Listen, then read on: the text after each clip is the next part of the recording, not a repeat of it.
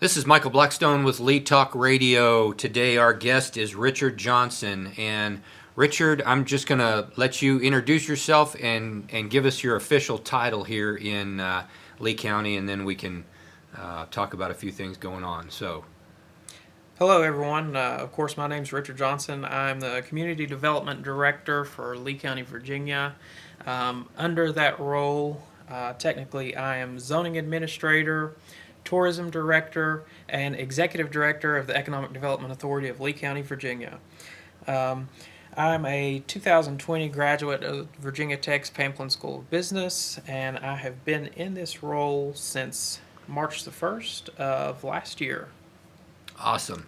So let's get right into what's your vision for the economy in Lee County. Here we are in January of 2022. So what's your vision? So, of course, my vision for the local economy, and it's very interesting. The perspective of the community is somewhat split. Many individuals think that we are a retirement community and we need to stay that way, while there are others that want to see us as this industrial powerhouse. And I think that really where we need to be is somewhere in the midst of both of those. And I think really in today's workforce, we're seeing a workforce that really has transitioned from a traditional office space workforce or a traditional warehouse space workforce to a work from home workforce. And that's actually enabled by the expansion of fiber internet connection throughout the county. That's actually been spearheaded by the Board of Supervisors and Scott County Telephone.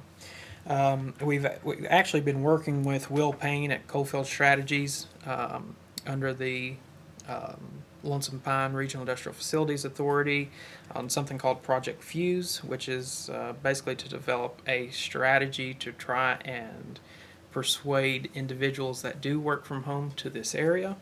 And as that project unfolds, I'm interested to see how that plays out. So are we turning? Are we heading in the direction where we could be looking at another Silicon Valley where we have internet infrastructure and those kind of jobs, or are we just scratching the surface on that approach? I think we're really just scratching the surface there. As we continue the broadband expansion, not only throughout this county but throughout the region, I think that just opens the opportunity for us to look at alternative workforce solutions. Interesting.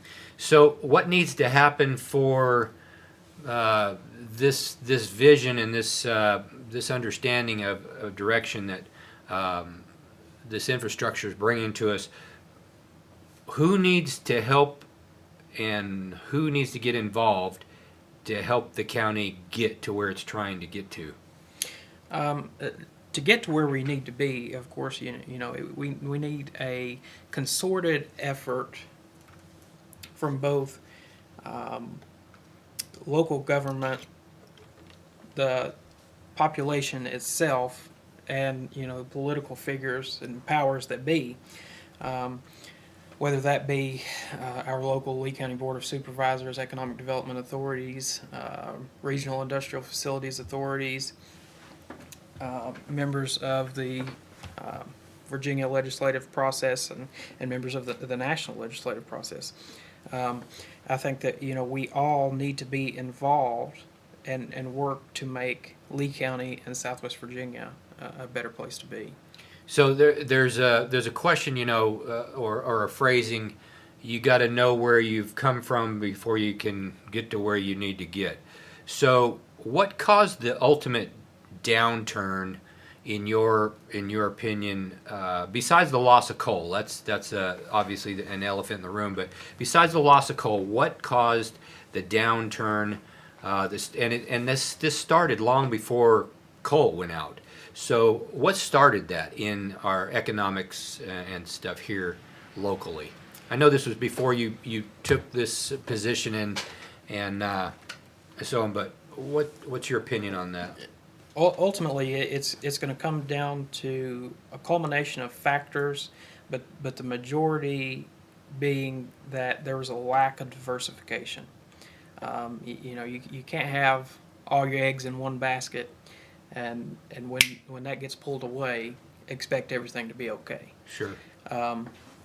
And that combined with a workforce problem that we have, as you know, we definitely have what many refer to as a brain drain. The majority of the younger generations feel the need to leave the area to do better for themselves. So after they graduate, they go to school or they go directly into the workforce. They're not going into the workforce here. They're either going off to school and then taking a job somewhere in another zip code. So that brings another question. What do you think this county's got to offer now? Meaning you are, you're a young man. You're educated. You've taken the reins in these positions that you've got. What made you stay in Lee County, and what would make other young people stay? Where do you think this is going as far as our young people? Because I just got some stats that we've actually over the past years lost about a seventh of our population, which is a good amount of people, and a lot of that is not in the retired area. It is in the youth coming up and coming out of school. So what kept you here? And what's going to keep our youth here? What do we got to offer? Ultimately, what kept me here was both my love for the region itself, having grown up here, and it combined with the fact that my family are here. It's not that originally I was going to take a position in right outside of Dallas, Texas, right out of school. But I was actually, my mind changed, and I elected to stay in the region to try and better the region to the best of my abilities. As far as what's going to help to make people stay, it would be it's really going to have to be confronted at all sides. You have to have jobs that are paying living wages, but that's not it in and of itself. There has to be things for people to do. There have to be places for people to go and eat. We really have an issue that needs to be combated all the way around. But it ultimately comes down to chicken or the egg theory. In order to support the small businesses and restaurants, you need the people here. But in order for the people to be here and to have the money to spend, you need the industry to support those wages. So which do you focus on first?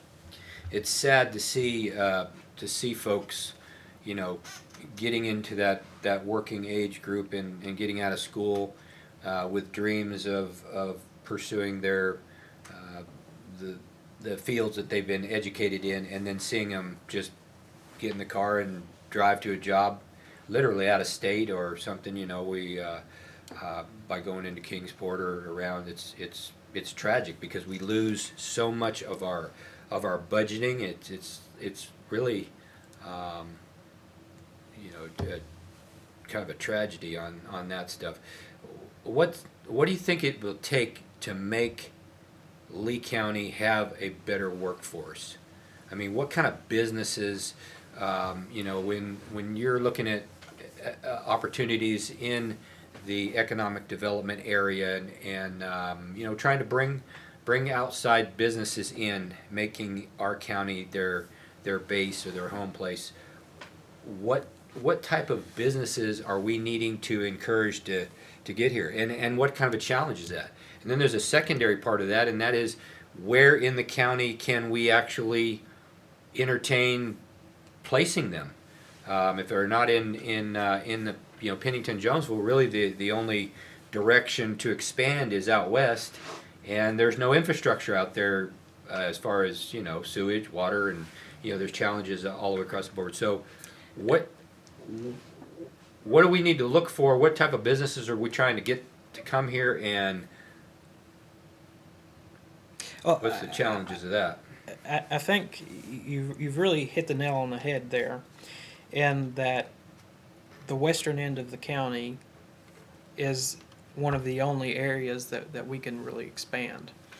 We're very unique within this county in that, I mean, from end to end, this is probably, if not, the longest county in the Commonwealth. So we definitely face some unique challenges. And it's also, I always want to throw this in, it's also where Virginia begins, not ends. The other side of the state wants to say this is where Virginia ends. This is not. Virginia begins in Lee County. I agree with you there. But the infrastructure problem that we have in the western end of the county is definitely something that needs to be addressed. And of course, we've all heard that things are taking place to try and address the problems that we face. But these issues take time to solve, and that's not something that we necessarily have is the time to lose. So we need to address these problems, but we need a way to address them quickly. So you just said something interesting, and that is we've all heard. This means that maybe I've heard, maybe somebody else in the general public's heard, maybe you've heard. So, what canyon are we jumping off in that? What infrastructure is what's being the slow poke in this deal? Well, specifically, what I guess I was referring to there was the Western Lee Sewer Project that is being headed up by the Army Corps of Engineers. Any time that you deal with them, their processes are much different than what we are used to, and you are under their timeline, not your timeline. Right. And that's what I was referencing there. And so is there any way that the county or county leaders, board of supervisors, whoever it may be, can put any kind of pressure to move that snail down the road, or are we at a snail's pace regardless? That's just the nature of it. I would say that's the nature of the beast. I think the major issue that they faced, and you're going to hear it as an excuse anywhere today, is that, of course, COVID delayed them majorly, and I'm not negating the fact that by any means that COVID did delay the process, because they actually had to get out on these different sites to get rights of entry, but that is what's caused the slowdown at this point, or at least that's what's been relayed to me. So, back to let's talk about something that's interesting, and I get in a lot of conversation about this, and that's overall you have a broad stroke for the whole county. But there are two distinct cities in the county, Jonesville and Pennington. I believe Pennington has their own economic development people as well that work along with you. Is that correct? That's correct. They have their own industrial development authority. But at the other end, Jonesville as a town does not. Is that right? That's right. So.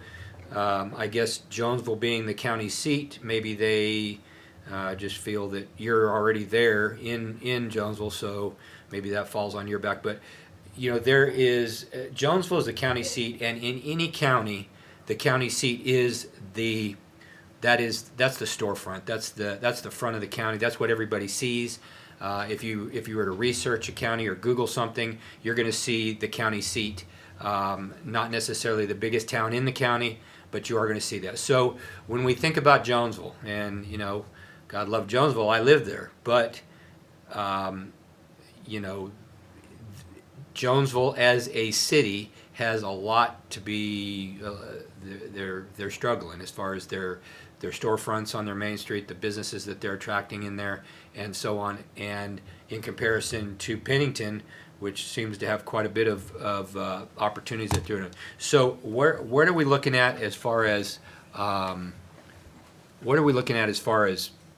as the outlook of that? How do we make Jonesville a prettier picture, so to speak, and maybe even bring it up to the speed of Pennington? Because I don't think it's a debate that they are sucking wind. I think that one of the issues that many of your downtown districts face, and this is not an issue that is Lee County only. This is something that we face. Every county has it. All across the region, even, is that the majority of the properties that are owned in these downtown areas that are unoccupied or run down are owned by individuals that either can't do the upgrades that are needed or ultimately don't want to sell the property or turn it over. And that's where a lot of the issues lie. You only have so much available space in these downtown districts, and when you actually have those properties held up by a few individuals that don't want to do anything with their properties, your hands are ultimately tied. Sure. That's be interesting if there was be some kind of funding that could be gotten by the town of Jonesville and stuff to bring it up. I know Pennington's doing some things with their And I have seen that, and I want to commend some of the individuals that are on the town council in the town of Jonesville, as they are looking into downtown revitalization projects currently. Yeah, that's awesome, and that's something that's good to hear, because we in the general public, we don't hear that. All we do is we drive through Jonesville and we think, good God, what's happening here? Nothing. And that's just the constant mentality and viewpoint that goes from that. But so And that of course, I do also want to commend all of those that have been involved in the town of Pennington Gap as well, as it has made a signitigant change in the past few years. it's not an overnight deal, and it's definitely a lot of hard work. There's and there's strides. It's refreshing to hear that Jonesville is in fact trying to accomplish those things, and I know that your office and Pennington's going to be for Pennington, but Pennington is also knows the importance of the overlapping effects of growth on all areas. So that's good news. Let's switch gears into something different, and that is COVID. COVID money. How much has been allotted? Have we gotten the money? What can it be used for? How long do we have to spend it? On and on and on. There's 1,001 questions that gets asked, and you know what? And I'm hoping that, and I'm pretty confident you're going to give me some straightforward answers, because everybody I talk to about this, nobody can give me a straight answer. And the biggest one is, you got all this money, and you're about to tell us how much, but nobody can say what it can be used for. So that's really what me and inquiring minds are interested in, those questions. So let's start off with the money that was allotted. How much has Lee County been allotted in COVID relief money? In total, I would have to get you the number, but in the latest allotment through the American Rescue Plan Act, I believe Lee County was allotted $4.6 million. Okay. Of that $4.6 million, that money is split into two individual tranches, and the county received the first one probably mid last year, and is expected to receive that second half of funding in late spring. So what is that, and what was that first first tranche, as you said? What was that first amount? It would be $2.3 million. Okay, so they've had 2.3 million since last year. What are they allowed to use it on? Economic impacts as related to COVID-19. The American Rescue Plan Act was really crafted to give local and state governments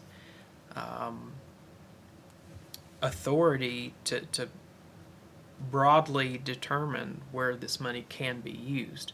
Of course, the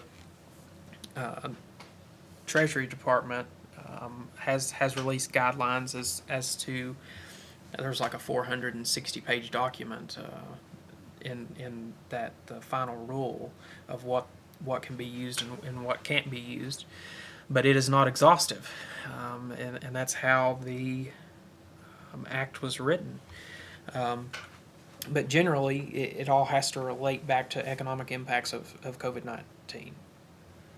So that sounds like a broad stroke of uses that it could be done. However, there seems to be a lot of hands tied up where who determines? I mean, is this something that you get an idea and you want to have the financial assistance go to a specific project, but you've got to have all the attorneys in the area look at this, and who ultimately makes the decision and approves that,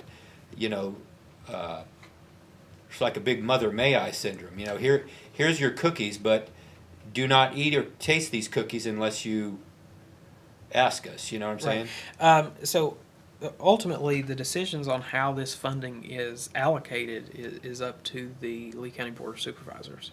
Okay. They put out advertisements requesting proposals for any individual that wanted to submit a proposal to them as to how these funds were going to be allocated or spent. How come when I talk to the Board of Supervisors, and I haven't spoken to all of them, and I don't mean this, but there are, there's 5 of them, and setting aside maybe 1 or 2, they can't answer that question. I asked them, what can it be used for? Nobody has a clue. So who do they ultimately go to ask if it can be used? I mean, at that point, they would go to the guidelines that have been issued by Treasury or to my office.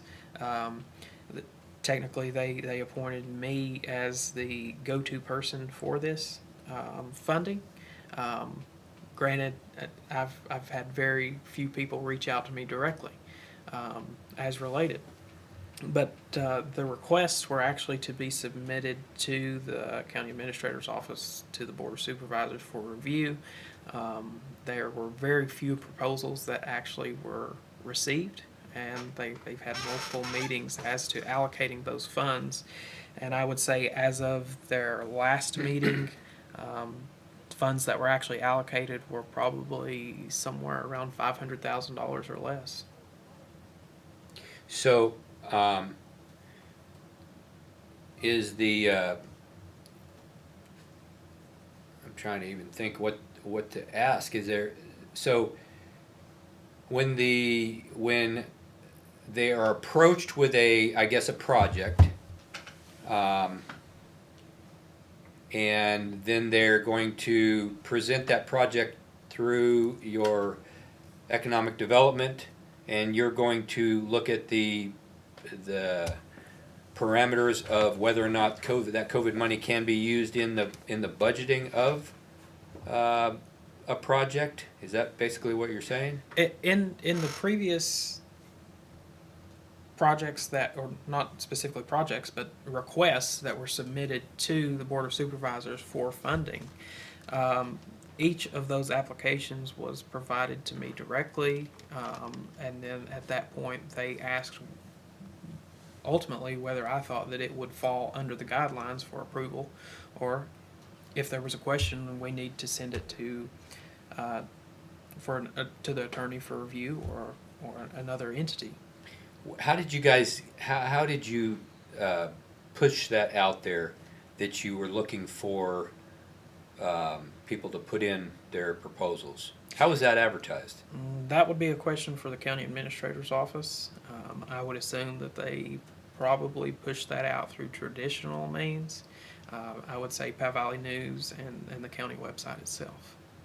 So basically posting it on their website, and Powell Valley News, which is a once a week newspaper, probably was run once. That's the level of advertising that. I can't. I'm speaking to you as a business owner now, and I saw nothing, even making a request that there was something available. I know that when Pennington started doing some things, and obviously our offices are in Pennington, I got direct calls, emails from the town manager, from all the powers that will, specifically giving us guidance on where to apply and what to apply and so on. And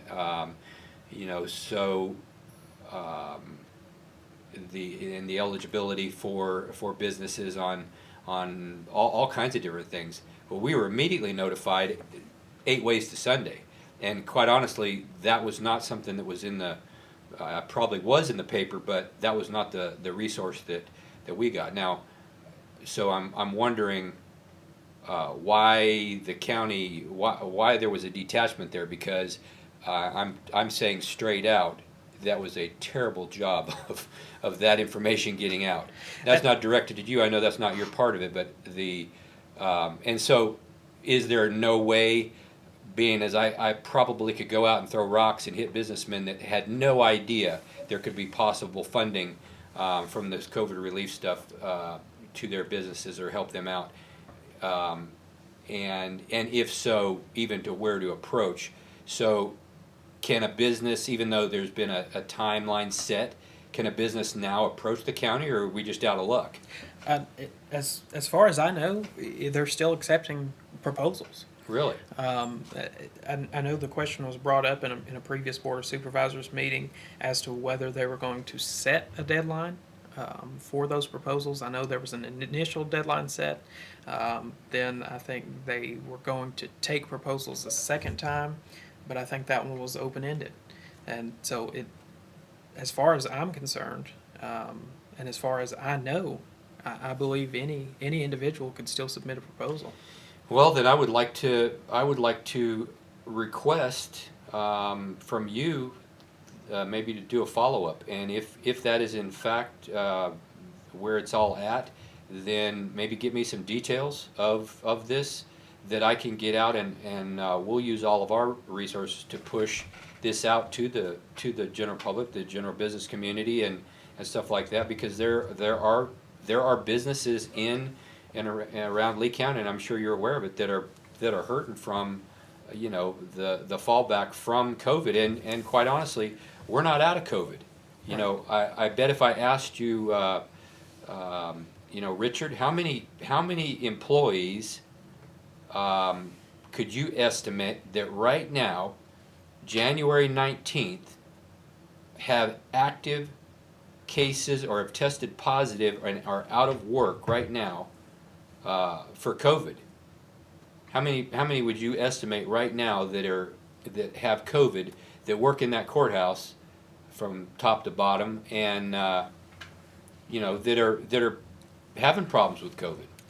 I wouldn't be able to give you an exact number, as that's not data that is reported to me, but just from what I know, I would say that there are probably 10 county employees at this time that are probably on sick leave.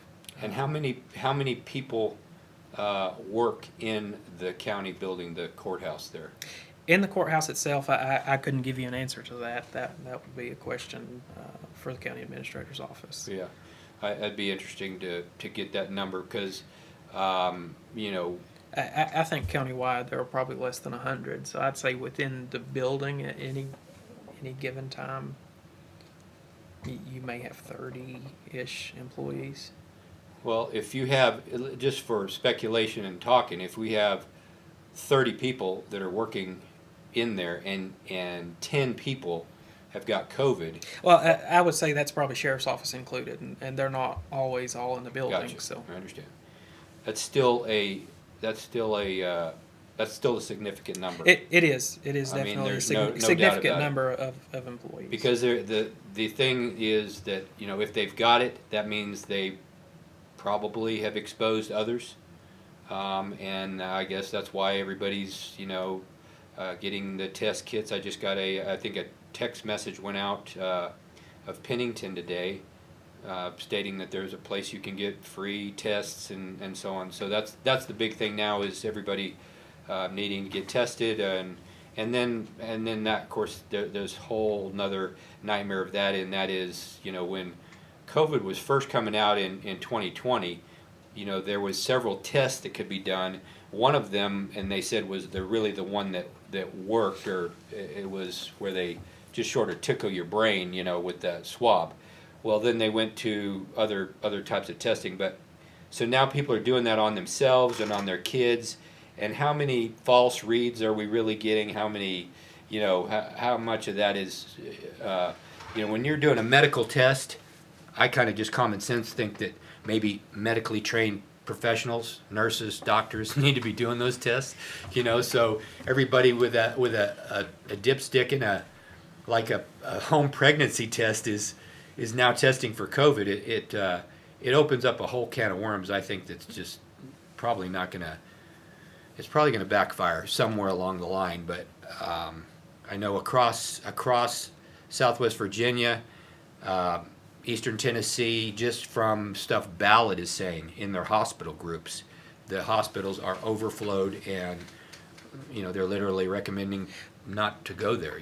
Well, I think earlier today, Ballot Health CEO Alan Levine released a statement that they had over 750 employees tested positive for COVID and out of their workforce today. Yeah, that's crazy.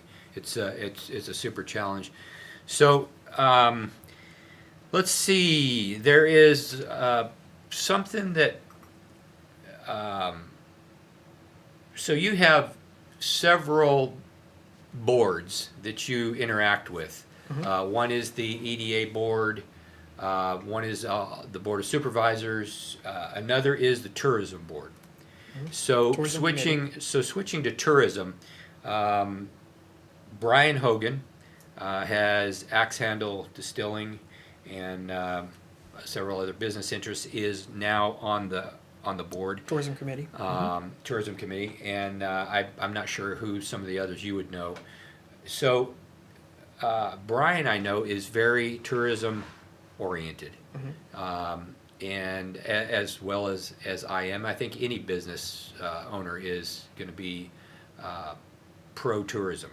So what's your visions of that? Are you seeing the same ideas as this new board?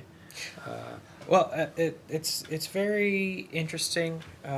This committee in and of itself hasn't met in quite a few years. The Board of Supervisors actually allocated funding for this committee to meet once again in this fiscal year. We had some issues originally with obtaining a quorum to conduct any business, but after a few seats were changed and we got some new members on the board, we have had a reorganizational meeting, and the Tourism Committee is set to meet each month at 5:30 p.m. at the Lee County Airport, and conduct business from there. It is it's very interesting. The committee, since they have not met in many years, they're learning as well. And there are many funding opportunities this year through Virginia Tourism that there haven't been in years past, in addition to funding sources that the Board of Supervisors actually also funded this fiscal year for Heart of Appalachia to receive a $5,000 allocation, and in response, the Heart of Appalachia gave a grant of $10,000 to the county for tourism marketing. The county tourism committee actually has roughly $13,000 in a committee account that they can allocate at any given time for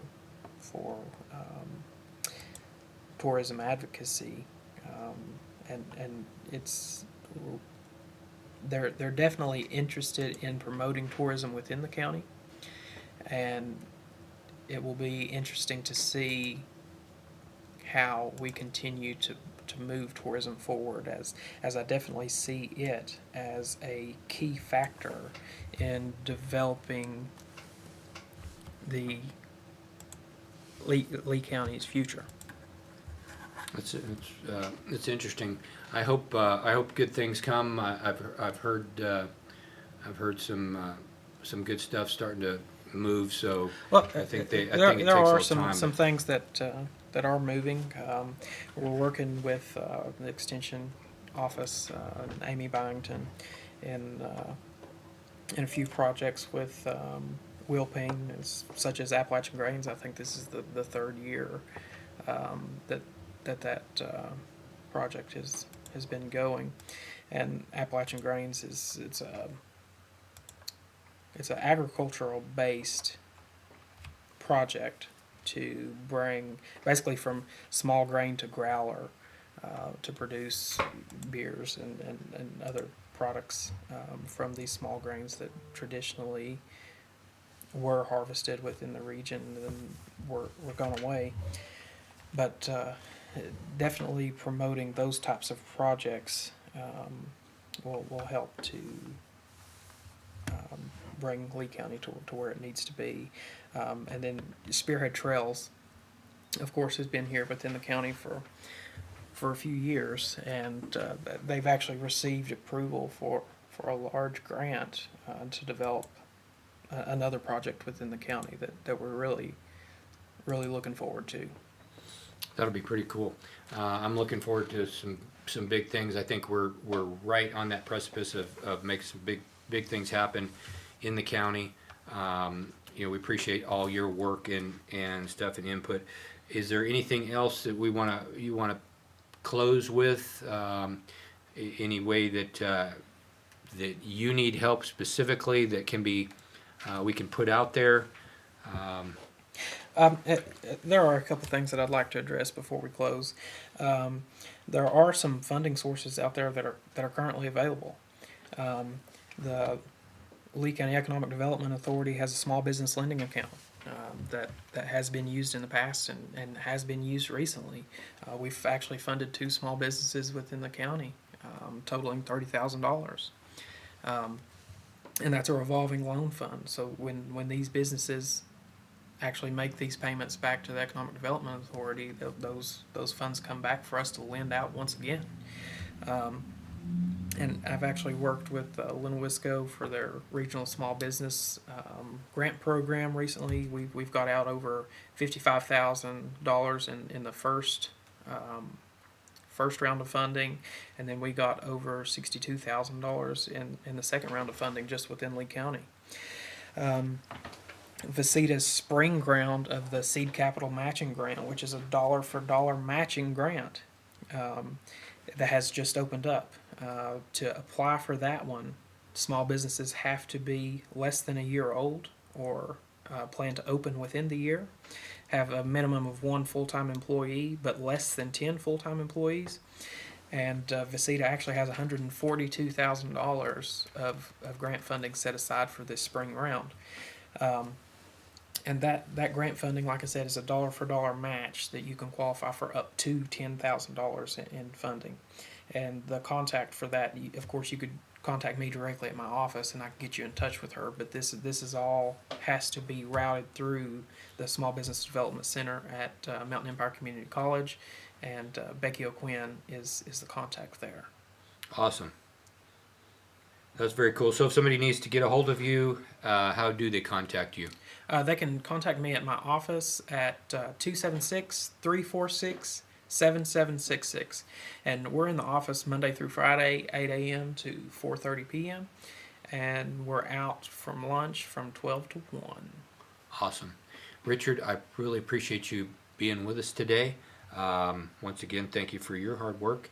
and we do want to have you back and get some periodic updates and things like that. If there's anything that needs to be put out by the radio station or any of our other means of media, speaking of the COVID relief stuff and all that, please get that to us and we'll get it out to our listeners.